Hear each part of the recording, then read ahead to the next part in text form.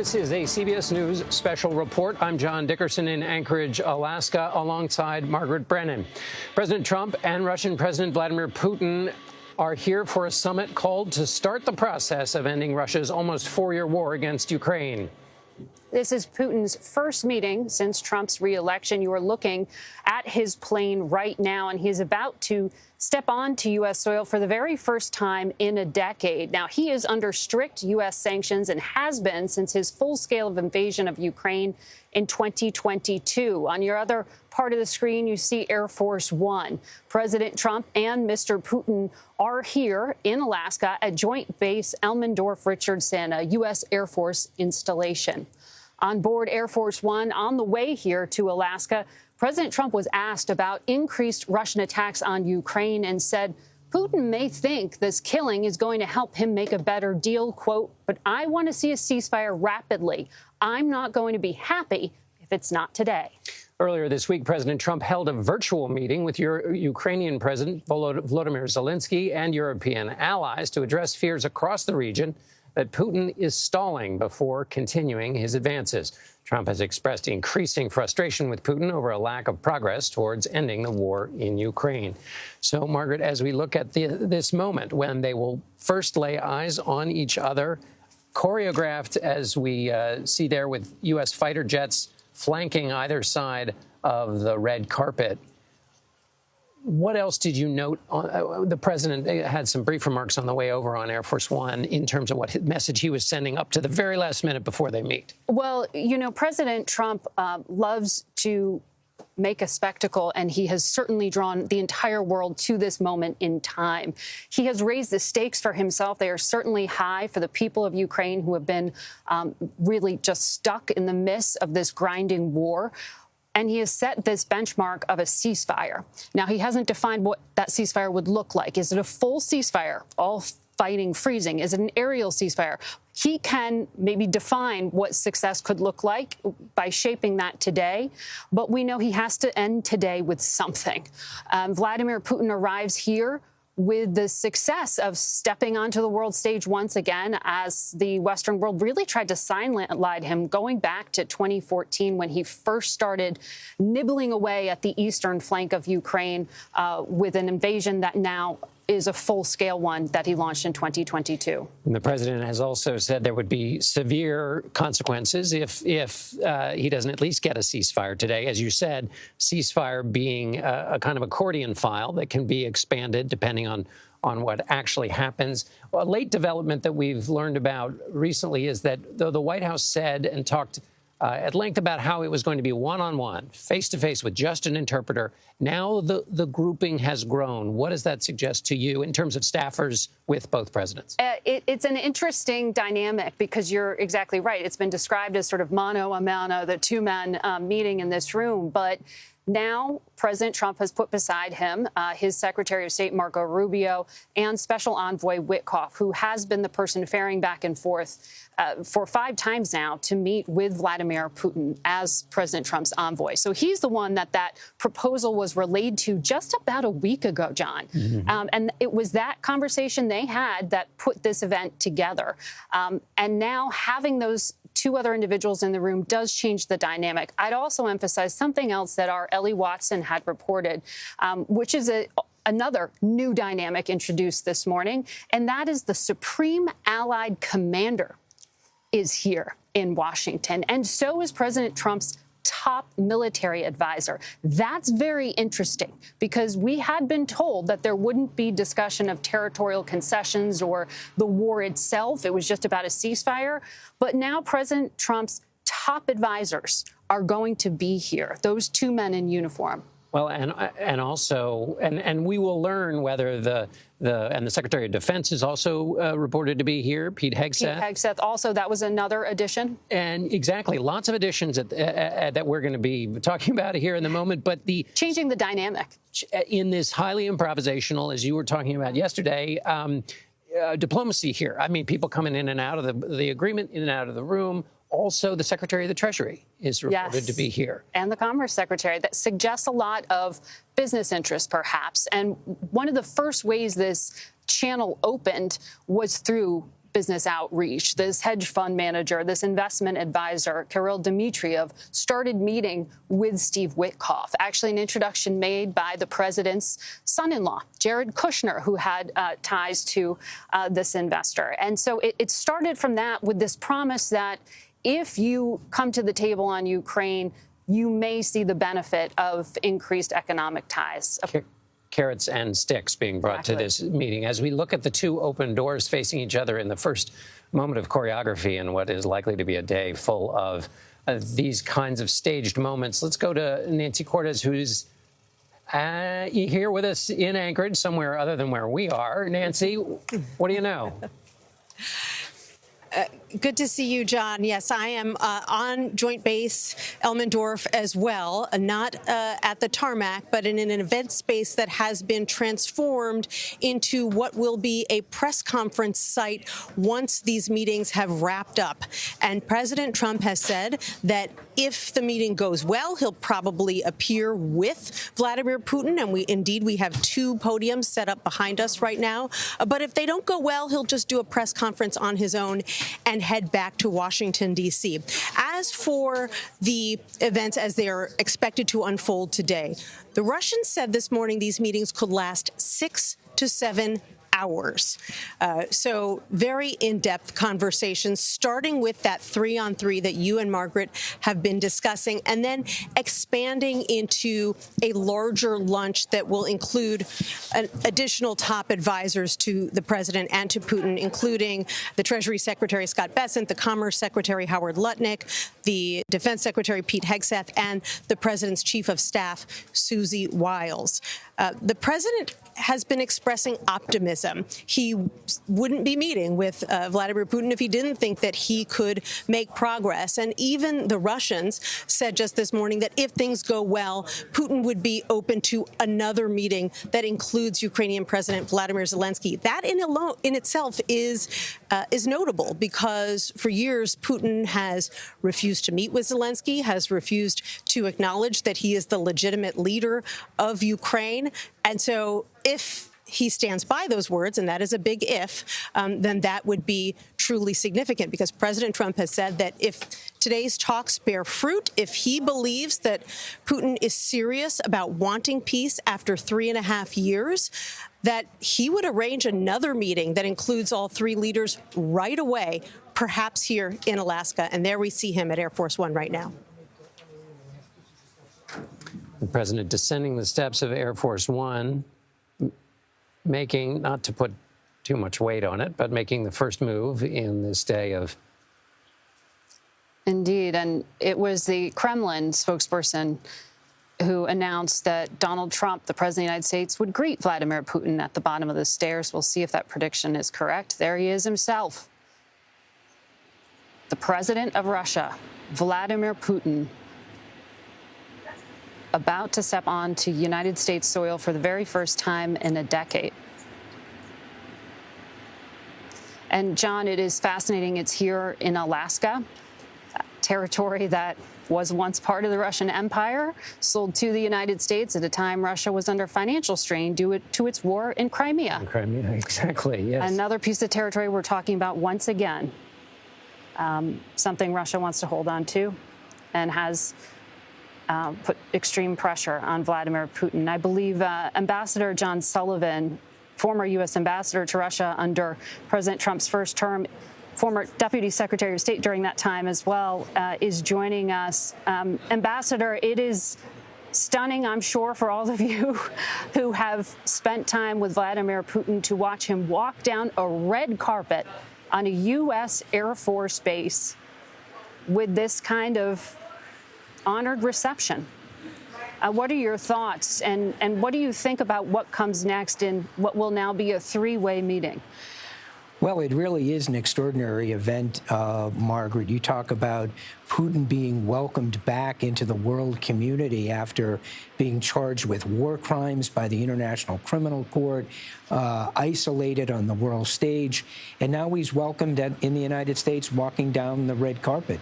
And the fact that they have an expanded delegations on both sides indicates to me that they're going to be talking about a lot more than just Ukraine, which is something the Russians really want. They want this to be a summit meeting between two presidents, not about peace in Ukraine. There it is, the handshake. I wish we could hear what they are speaking to each other. Vladimir Putin does have some English. He is, of course, a Russian speaker there, and it looked like they had some pleasantries there. They just exchanged. And that military welcome, you know, we should know, John, that what we're also seeing there, the other planes, those are jets. There were also B-2 bombers brought in here that arrived yesterday.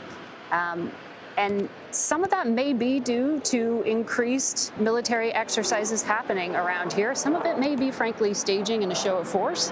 Flex, as the kids would call it. A flex. As the flyover takes place as the two presidents walk towards yet another piece of stagecraft, Alaska 2025, for what we're told is just going to be another photo opportunity wrapped inside of a photo opportunity.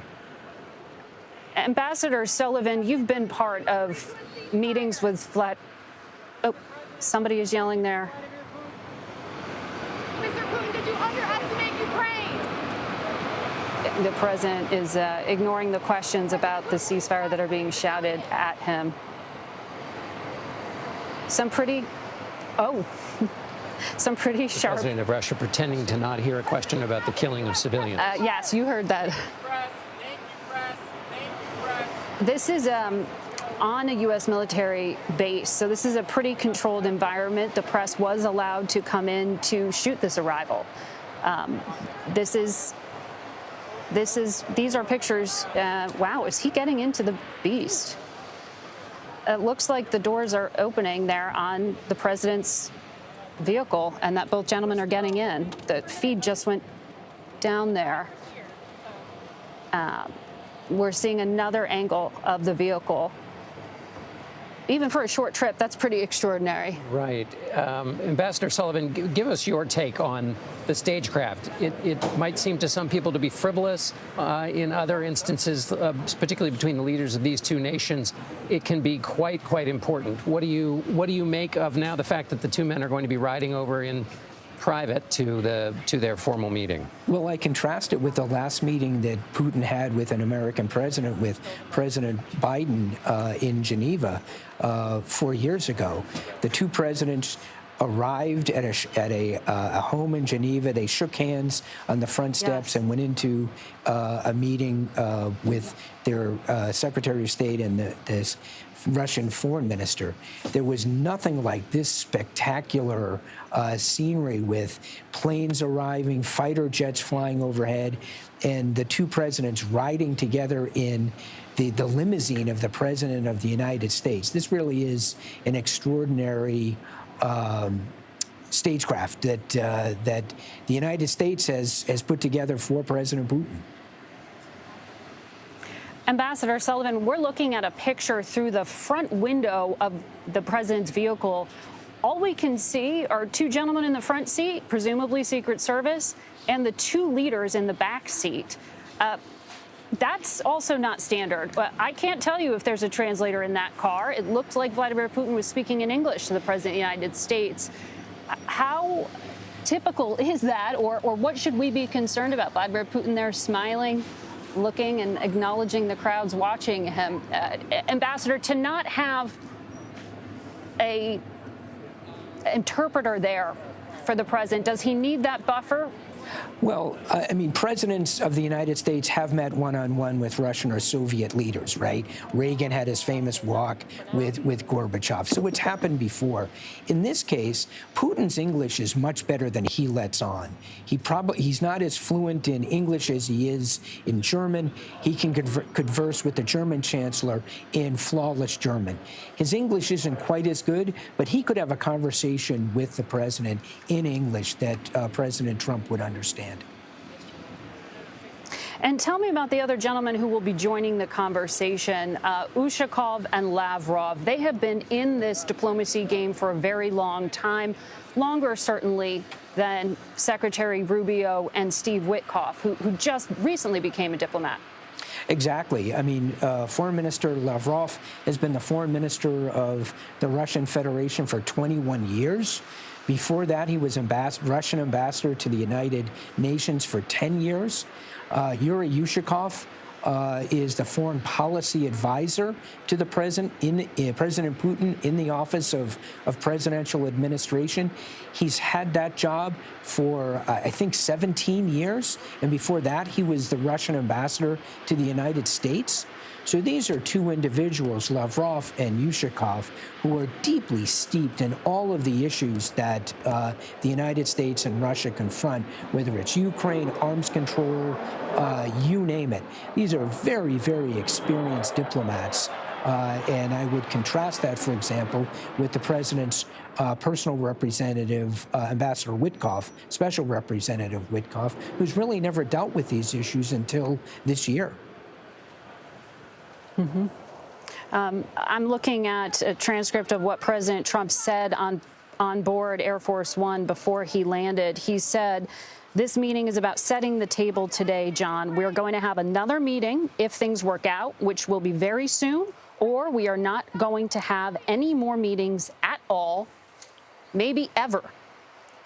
So perhaps these are just the opening pleasantries for what could be a tense meeting. But we're just looking at the replay of the arrival, which was a fairly friendly one. Indeed, and the friendliness continues. Ambassador, going back to Margaret's point at the beginning here, remind us again the context of Vladimir Putin. I mean, there are many, many other countries in which he would receive the polar opposite of this kind of response. You understand him, you know about what moves him or doesn't move him. In diplomatic parlance, there's often the cliche of carrots and sticks. This is a bushel full of carrots when he arrives. Give us your professional assessment of how that may or may not work with Vladimir Putin. Well, it's certainly something that he craves. He wants this meeting. He wants to be literally on that stage with the President of the United States. And I might say we talk about a second meeting following this meeting, potentially with President Zelensky. It's exactly what he doesn't want to give to Zelensky. Putin does not want to be seen on the same stage with Zelensky, giving him the credibility and the stature to deal with the Russian president. Trump is treating Putin the way Putin wants to be treated, and Putin is shunning Zelensky. You know, John, I was speaking with a U.S. official earlier today, and I said, "How are you feeling about this meeting?" And he said to me, "It's a toss-up. It's all up to Putin." And what does that mean? Does that mean just yes, no on ceasefire, or is that a much more complicated, it's up to him on a number of different fronts? I think it's on a number of different fronts, but really the argument for those who are pro-Ukraine in this administration are that ceasefire or the conversation's over. But what we were just talking about, all the other men in the room have different interests, economic interests, sanctions really being the motivation for Vladimir Putin to show up here in the first place. As we know, President Trump held back on some of the sanctions that and tariffs, secondary tariffs that he had talked about putting on Vladimir Putin. He is financially drained right now, so he has an incentive to continue to delay. And Nancy Cordes, who's traveling with the president. Nancy, what's the White House explanation for the full staff up that has now taken place from what was described as a one-on-one meeting? Now, you could imagine negotiations going on in which, if they get through that question of a ceasefire, now the Russians can have a conversation with the Secretary of Commerce, Secretary of Treasury. The full bounty of U.S. relationships might be laid before them. Is that the context in which this grouping is put together, or just how's the White House explaining it? John, we've asked the White House that very question. We haven't gotten a response yet because both they and the Russians were saying until President Trump landed that this was going to be a one-on-one meeting. Now suddenly it is a three-on-three. As you can imagine, Ukrainian leaders and European leaders more broadly are probably breathing a big sigh of relief about that, because they've all seen what has happened in the past when Donald Trump has been alone in a room with Vladimir Putin, most famously at that summit in Helsinki, Finland, back in 2018, where President Trump emerged from his meeting with Putin, did a joint press conference, just like we're anticipating will happen today, and said that he believed Vladimir Putin over all 17 U.S. intelligence agencies that said that Russia had meddled in the 2016 election. Their big fear going into this summit was that Trump would be swayed by Putin, that he would be persuaded by Putin to see his side of things on a whole variety of issues, from Ukrainian territory to Ukrainian membership in NATO and the EU and security guarantees for the Ukrainians, and on and on. So the fact that Marco Rubio is now going to be in that room, Steve Witkoff is now going to be in that room, and that it's not just going to be Trump and Putin is probably a major sign to the Europeans that things are going to go in the way that they hope they would. And I just want to remind our viewers now that you were looking at replay of the introduction of the two men, the reintroduction, the first time they'd been face-to-face since 2019 that we know about. And we are waiting on that sort of formal beginning of a meeting to happen, and we hope to see pictures of that shortly. I do want to turn to Samantha Vinograd, a national security contributor here at CBS News, who served during the Biden administration, to get some perspective, because, you know, Sam, it's been interesting to see how quickly the reshuffling has happened just in the past few hours of who's even participating. We know that the president's top military advisor, General Kane, has been added. He's got a lot of credibility, I am told, with the president. The Supreme Allied Commander is a statement, bringing him here to Alaska. I'm told he's got a very good feel for the fight in Ukraine. At first, the administration didn't want that military presence here, but then I'm told they thought it was best to have the war fighters here. What does that signal to you? Is that part of a flex? Does that signal to you that they're going to actually be part of a formal conversation? Well, I will say, Margaret, having been part of summits at the head of state level in the past, the details on who's in a meeting often do finalize at the last minute. That's not totally unusual. Having these military advisors on the ground in Anchorage, I do think is a flex. I also think, to Nancy's point, it does send a signal that President Trump is allied and aligned, at least for now, with our allies in NATO, our allies in Europe. So that is a net positive. Having other advisors in the room for what was a one-on-one and now has turned into what we would call a restricted meeting, a smaller group meeting, is also a positive from a counterintelligence perspective. Having additional U.S. officials next to President Trump, rather than just a translator, will likely allow President Trump to be supported by individuals with information that he doesn't have, and for there to be a more comprehensive record of the meeting itself. That has been an issue in the past. So overall, the presence of these different officials is a net positive. And I will note that the presence of finance and investment advisors on both sides, both on the U.S. side and the Russian side, is probably viewed as a positive by Vladimir Putin, because he knows that investment and economic growth are a soft spot for President Trump. And so his ability to shift the conversation toward enhancing U.S.-Russia bilateral economic ties, which would include the lifting of sanctions and export controls, is likely something that President Putin views as a positive from a participation perspective. I want to bring in senior foreign correspondent Deborah Patta on this question of the European view. Deborah, Volodymyr Zelensky is obviously not here. It's the fate of his country that is in part, well, not in part, in whole, being discussed. The moral question of whether a stronger country can just cross the borders of another is up in the air. All of these things are obviously acute concerns to Volodymyr Zelensky, but also to the leaders of Europe. Give us the viewpoint from there and the way in which they would be watching these pictures unfold as the American president welcomes Vladimir Putin, who they spend most of their time fearful is going to create mischief in their neighborhood. Well, let's talk firstly of Ukraine, John. I mean, we spoke to a number of prominent Ukrainians today who say that their expectations are very low from this meeting. They don't think things can get any worse.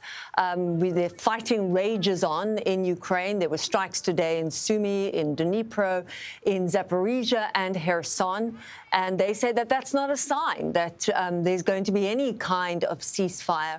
And this was in the run-up to today's meeting. And I think there's anxiety. There's a fear that maybe Putin could outplay President Trump.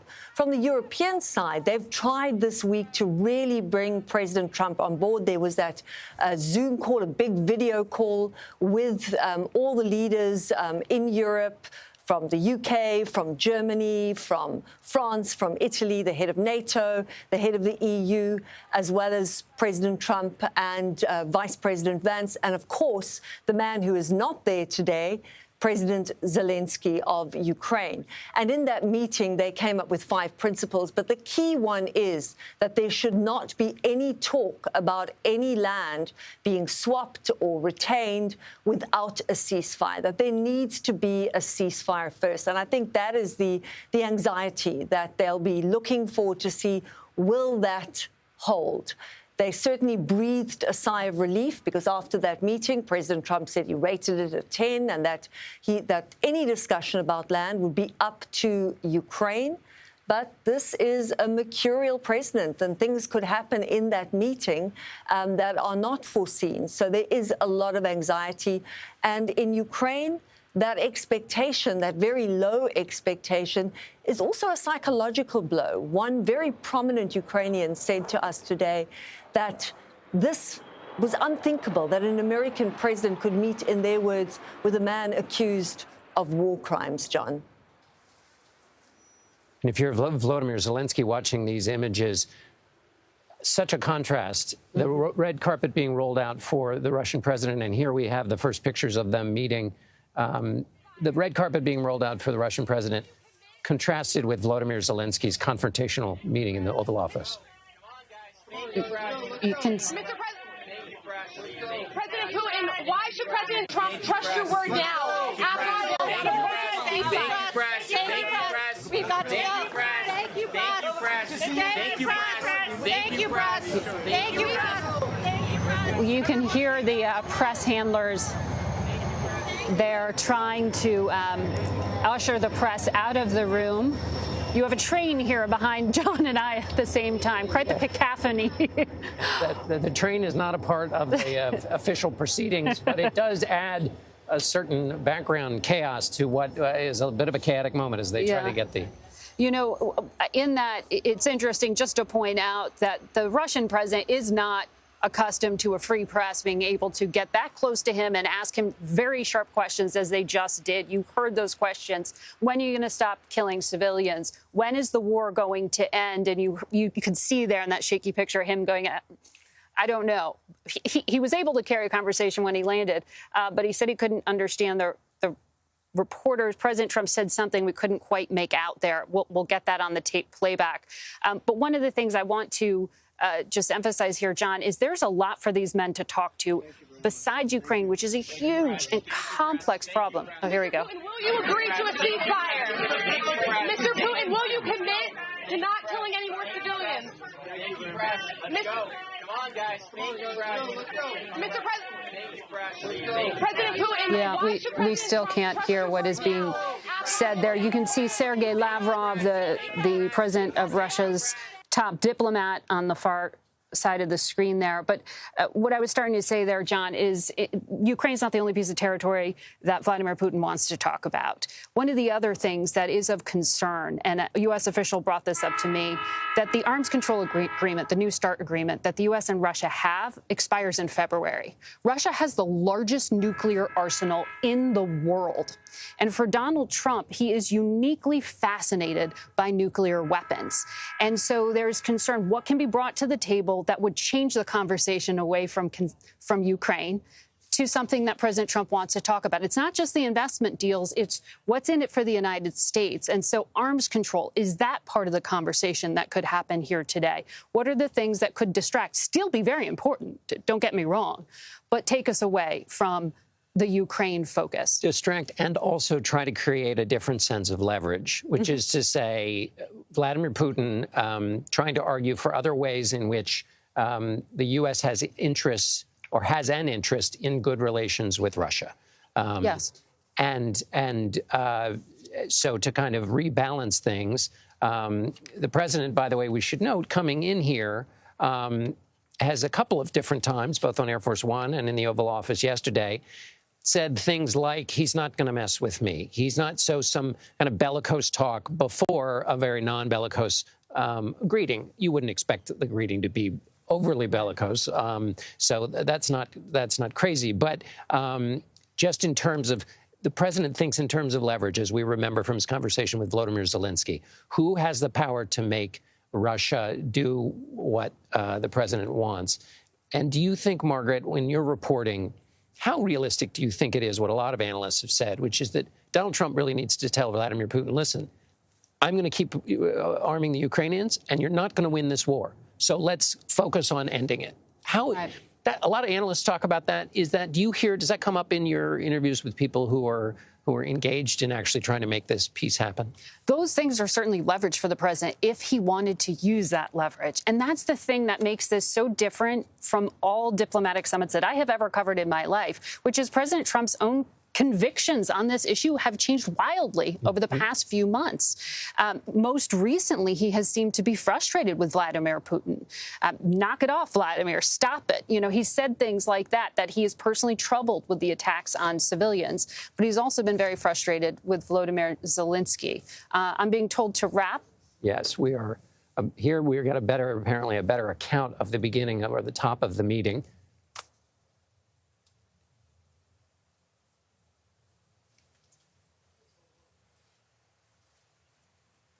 We can't hear any sound. Perhaps our viewers can.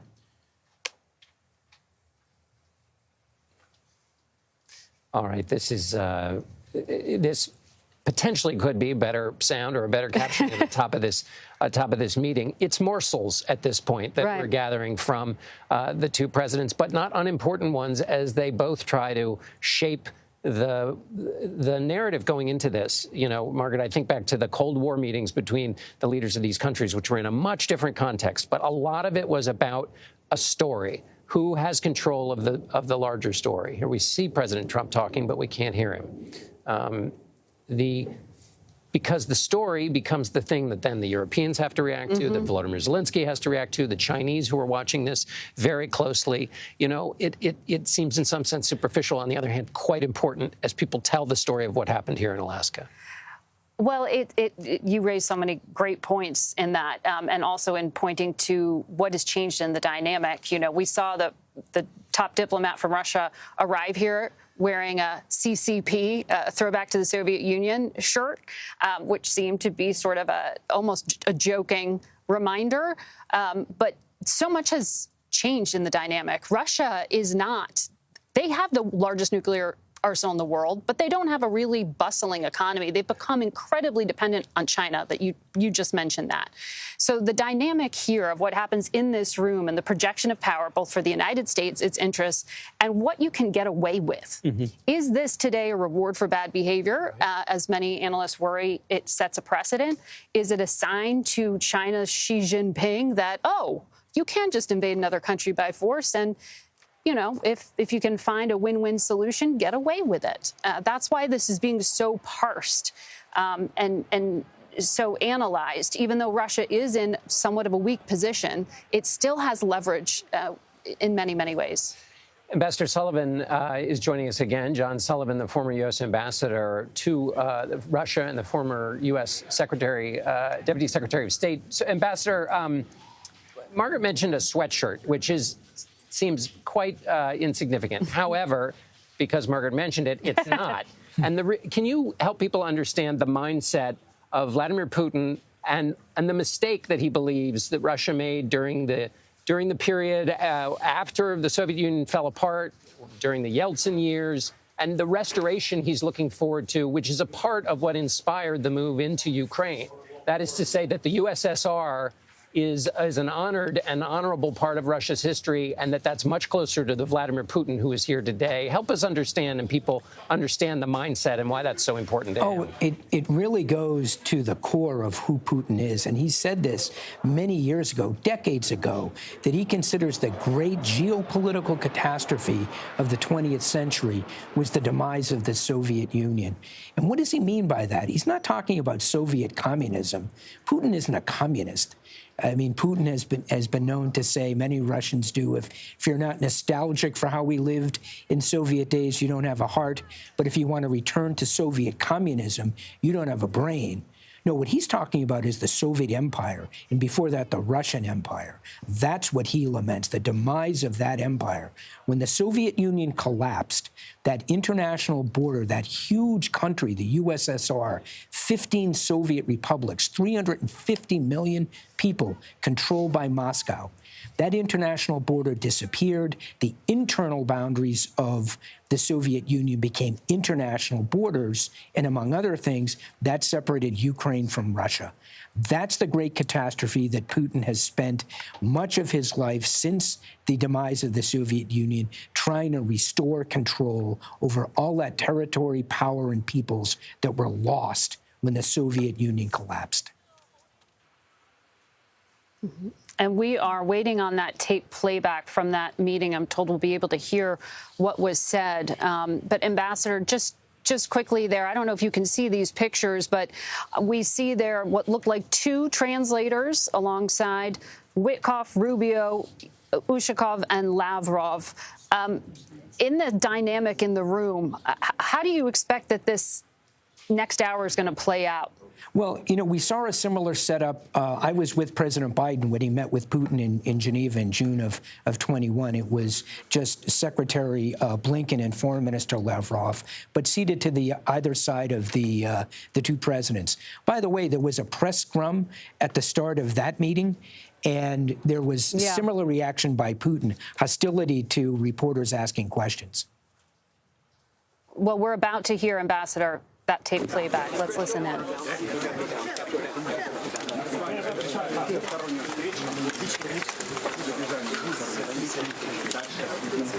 Sorry. Can you make a deal with that, sir?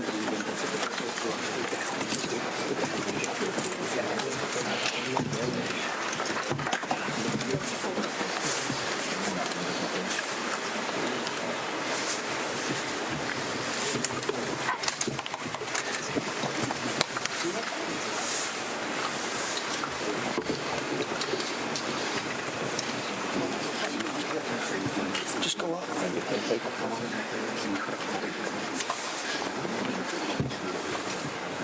Thank you very much. Thank you. Thank you, press. Thank you, press. Thank you, press. Mr. Putin, will you Thank you, press. Thank you, press. Thank you, press. Let's go. Thank you, press. Thank you, press. Thank you, press. Let's go. Come on, guys. Come on, guys. Let's go. Let's go. Thank you, press. Thank you, press. Thank you, press.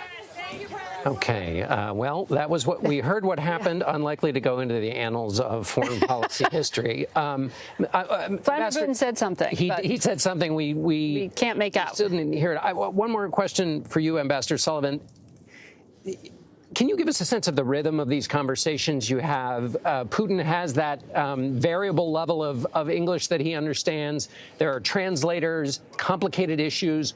How do the rhythms of these conversations go? And how do you get anything done with all of that kind of intermediary translating and mixed messages? Well, he will usually use a translator. In a meeting like this, he won't trust his English. He'll want to speak in Russian, and there'll be translation. And that naturally delays things, even if there's simultaneous translation.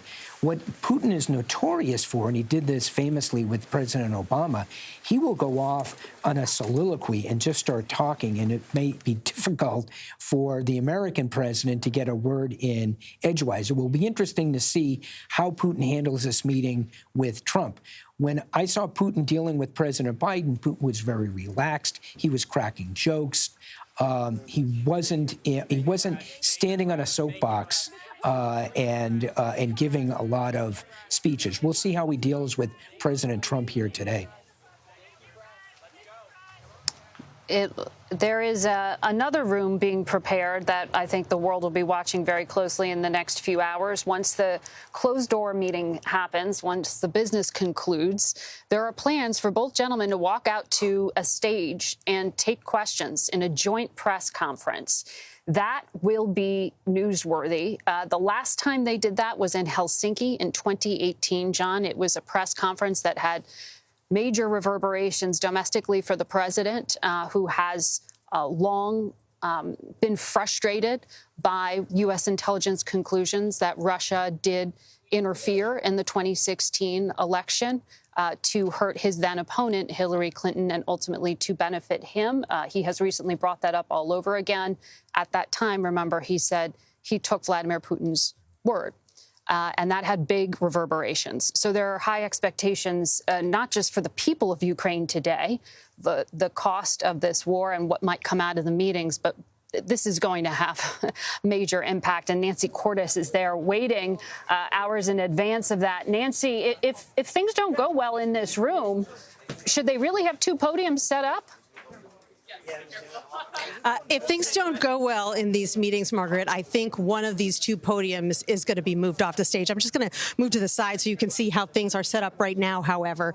You do see the two podiums. You see that slogan, pursuing peace, that was also in the backdrop for President Trump's meeting with Vladimir Putin. And so the hope is that both men will stand at those podiums once these meetings have wrapped up. What will have to happen between now and then in order for that to take place, President Trump has said, is a sign that Putin is ready for peace. More specifically, that he either agrees to a ceasefire in these talks today or shows significant progress in being willing to accept a ceasefire. For the past several years, his demands in exchange for a ceasefire or an all-out end to the war have been very long, and many observers would say completely unrealistic. We often talk about territory, but his wish list goes far beyond territory. Yes, he wants to control the 20% or so of Ukrainian territory that he has managed to seize over the past 3.5 years. But he also wants promises that Ukraine will never join NATO. He wants Western allies to stop supplying Ukraine with military weaponry. He wants Ukraine's military to be scaled back. He'd even like to see a new government in Ukraine that is more friendly to Russia. In other words, a puppet government in the mold of what we used to see in Ukraine. And so does he move off of any of those positions today? That will really be the key, and that will really determine whether we end up with two podiums and two presidents at the end of the day today. Nancy Cordes, thank you. As Nancy said, President Trump and President Putin will hold that joint press conference later. At the moment, what's taking place is they are getting down to brass tacks.